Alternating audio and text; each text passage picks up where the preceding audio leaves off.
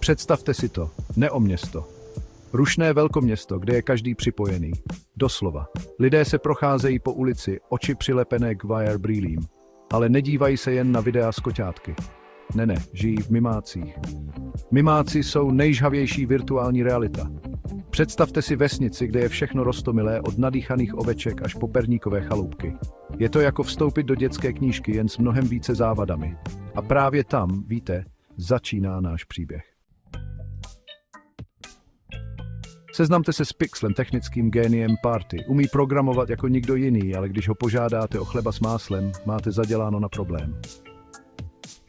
Hele, já chleba s máslem zvládnu. Tak nějak. Pak tu máme Viru, hráčku, která přechytračí i superpočítač. Je nebojácná, kromě pavouků. Nesuďte mě, každý má své slabiny. Parta se uzavírá kodekem a bytem.